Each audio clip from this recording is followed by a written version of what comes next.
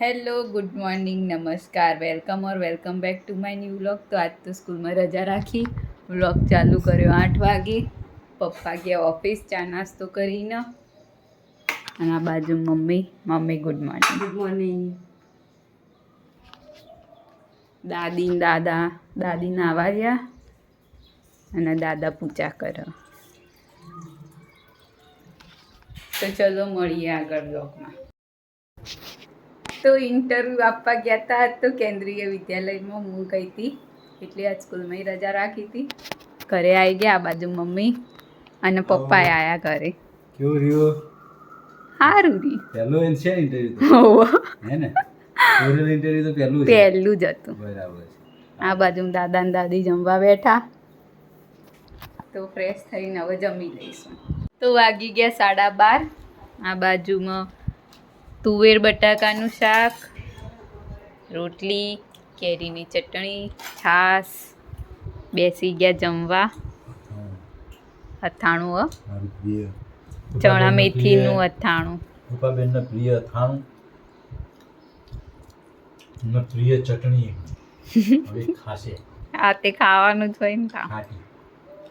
તો ચલો જમી લઈએ. ગયા 3. આ બાજુ પપ્પા ચા પીવા બેઠા.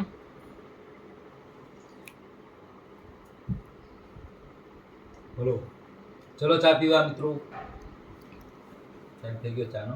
આપણે વહેલા ચા પી 3 વાગે ઓફિસ જવાનું એટલે રજામાં 3 વાગે જ જો. રજામાં 3 વાગે ને ઓફિસ ચાલુ થાય 3 વાગે. આ બધા 4-5 વાગે પીવા. એટલે આપણે ચા પીશું. સ્પેશિયલ એક રકાબી ચા પી પછી જઈએ ઓફિસ. મળીએ આગળ વર્ગમાં બન્યા રહે. 8 વાગવા આવ્યા. આ બાજુ મમ્મી સુકાયેલા કપડાં વાળો. પપ્પા આવી ગયા ઓફિસથી. હેલો. 7:51. તો મુસલમ જો પપ્પા કો લાયા. આગળનો હું પ્રોગ્રામ હે. તો કેળા, સંતરા, સફરજન, જમવાનું થઈ ગયું તૈયાર.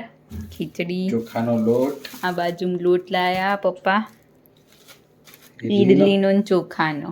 એટલે મિત્રો એક રેસીપી નવી તમને જોવા મળશે કદાચ. ઈડલી સાંભાર અથવા તો ચોખાના લોટની કંઈક ઈડલી સાંભાર જ બનાવીશું. ઈડલી સાંભાર બનાવવાનો છે એટલે નજીક હરગો ને બધું લાયા એટલે બનાવીશું. તમે જોતા રહો. આવતા સમયમાં, આવતા દિવસોમાં, આવનાર દિવસોમાં કદાચ ઈડલી સાંભારની રેસીપી તમને રવિવારે ટાઈમ હોય ને રવિવારે ટાઈમ હોય એટલે ઈડલી સાંભાર બનશે. તો રોજ જોતા રહો.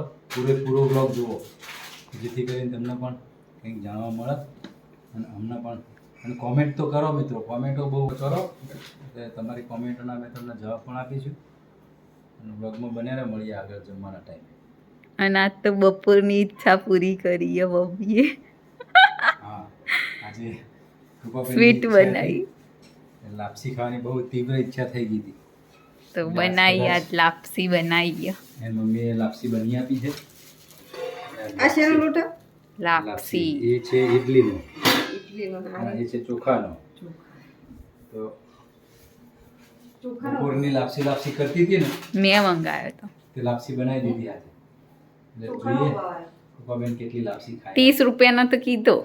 ચોખાનો 500 ના 30 60 કિલો અને ઈડલીનો 80 કિલો. એટલે ઈડલીનો 80 રૂપિયાનો કિલો લોટ લાવ્યા છે અને ચોખાનો લાવ્યા છે આપણે 30 રૂપિયાનો 500. તો બ્લોગમાં બન્યા રહો. મળીએ જમવાના ટાઈમે. વાગી ગયા 8:15.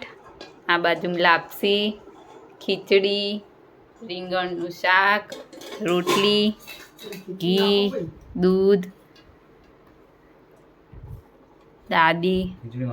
દાદા. તો ચલો જમી લઈએ. તો આજના વ્લોગની કરીએ છીએ એન્ડ. તમને મારો વ્લોગ ગમ્યો હોય તો લાઈક કરો, શેર કરો અને અમારી ચેનલ ધ હેપી હોમ વ્લોગને સબસ્ક્રાઈબ કરો. ગુડ નાઇટ, શુભરાત્રી, બાય બાય.